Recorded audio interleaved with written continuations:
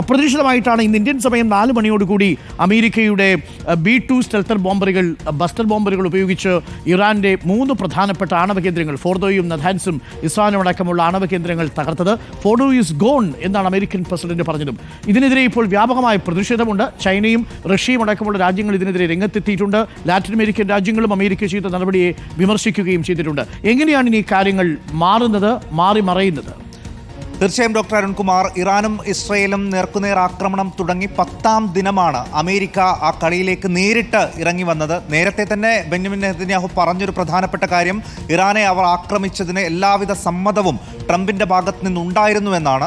പക്ഷേ കഴിഞ്ഞ ദിവസം ട്രംപ് അമേരിക്ക തന്നെ എടുത്തൊരു തീരുമാനം, ഇറാനെ ആക്രമിക്കാൻ അവർ ഒരു പദ്ധതി ഉണ്ടാക്കിയിരുന്നു. പക്ഷേ ഒരു 2 ആഴ്ച കഴിഞ്ഞിട്ടേ ആ ഒരു അന്തിമ തീരുമാനം എടുക്കൂ എന്നുള്ളതാണ്. പക്ഷേ ആ വാക്ക് ട്രംപ് മാറ്റുന്നതാണ് ഇന്ന് പുലർച്ചെ കണ്ടത്. ഇന്നലെ തന്നെ അതിൻ്റെ സൂചനകൾ ഉണ്ടായിരുന്നു. അവരുടെ പ്രധാനപ്പെട്ട ബങ്കർ വിമാനങ്ങളടക്കം ഇറാൻ ലക്ഷ്യമാക്കി നീങ്ങുന്നത് കഴിഞ്ഞ ദിവസം തന്നെ നമ്മൾ കണ്ടതാണ്. ആ സമയത്ത് തന്നെ ഒരു സൂചനകൾ ഉണ്ടായിരുന്നു. ട്രംപ് വൈറ്റ് ഹൗസിൽ തന്നെ ഇരുന്ന് എല്ലാ കാര്യങ്ങളും ഏകോപിപ്പിക്കുന്നതും കണ്ടു. ഇന്ന് പുലർച്ചെ അത് സംഭവിക്കുകയും ചെയ്തു. ഇത് വലിയൊരു വിജയമായി അവതരിപ്പിക്കുകയാണ് ഇന്ന് ഡൊണാൾഡ് ട്രംപും അമേരിക്കയും ചെയ്യുന്നത്. ഏകദേശം B-2 ബോംബർ ഉപയോഗിച്ച് ആക്രമണം നടത്തുന്നു. 18 മണിക്കൂർ കൊണ്ടാണ് ഈ ബോംബ് വർഷിക്കാൻ കഴിഞ്ഞത്. വിമാനങ്ങൾ ഇറാൻ വ്യോമാതിർത്തിയിലെത്തിയ സമയത്ത് അന്തർവാഹിനിയിൽ നിന്നും ആക്രമണം നടത്തിയെന്നാണ് അല്പം മുമ്പ് പെന്റഗൺ അതിൻ്റെ ആക്രമണ വിവരങ്ങൾ അവർ ക്രോഡീകരിച്ച് വിശദീകരിച്ചത്. ഇസ്ഫഹാനിൽ ആക്രമണം നടത്തിയത് അന്തർവാഹിനിയിൽ നിന്ന് മിസൈൽ അയച്ചിട്ടാണ് എന്ന് അമേരിക്ക പറയുന്നു. 2 ഡസനിലധികം മിസൈൽ അതിനുവേണ്ടി ഉപയോഗിക്കുന്നു. B-2 വിമാനങ്ങൾ ഉപയോഗിച്ചുകൊണ്ട് അവർ അമേരിക്കയുടെ ചരിത്രത്തിൽ ആദ്യമായിട്ടാണ് ഇത്ര വലിയൊരു ആക്രമണം നടത്തുന്നത് എന്ന് പറയുന്നതോടൊപ്പം ടോമഹോക്ക് എന്ന ദീർഘദൂര മിസൈൽ ഉപയോഗിക്കുന്നു. മിസൗറിയിൽ നിന്നാണ് ഈ ബോംബും മിസൈലുകളും ഒക്കെ വർഷിച്ചത്.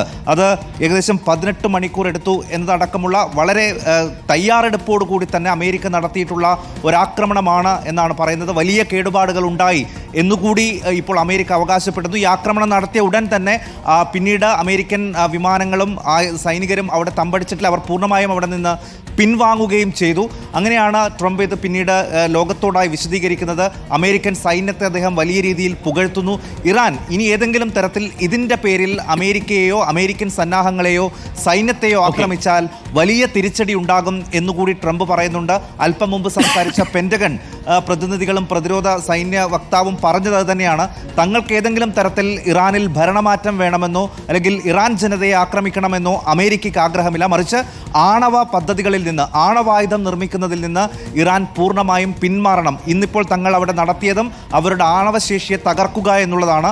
അത് പൂർണ്ണമായും വിജയിച്ചു എന്ന് അമേരിക്ക അവകാശപ്പെടുന്നു. പക്ഷേ ഇതുവരെയായും പല വിധത്തിലുള്ള സംശയങ്ങൾ ഇതുമായി ബന്ധപ്പെട്ട് ഇപ്പോൾ അന്തർദേശീയ മാധ്യമങ്ങളടക്കം ഉയരുന്നുണ്ട് ഡോക്ടർ അരുൺകുമാർ. കാരണം നേരത്തെ തന്നെ ഇറാനും ഇതുമായി ബന്ധപ്പെട്ടുള്ള വിവരങ്ങൾ ലഭിച്ചിട്ടുണ്ടെന്നും ട്രക്കുകളിലടക്കം അവരുടെ ആണവ സംസ്കരണം പൂർണ്ണമായി മാറ്റിയതിനു ശേഷമാണ് അമേരിക്കയുടെ ആക്രമണം ഉണ്ടായതെന്നും എന്ത് തകരാറാണ് യഥാർത്ഥത്തിൽ അവരുടെ ഉണ്ടായതെന്ന് സംബന്ധിച്ച് അന്താരാഷ്ട്ര ആണവോർജ്ജ ഏജൻസി പോലും ഇപ്പോൾ കാര്യമായ വിവരങ്ങൾ നൽകുന്നില്ല എന്നത് വളരെ പ്രധാനപ്പെട്ട വിവരമാണ്. എന്തായാലും ഈ വിഷയത്തിൽ ഐക്യരാഷ്ട്ര സംഘടന അടക്കം അപലപിക്കുകയും ചെയ്തിട്ടുണ്ട്.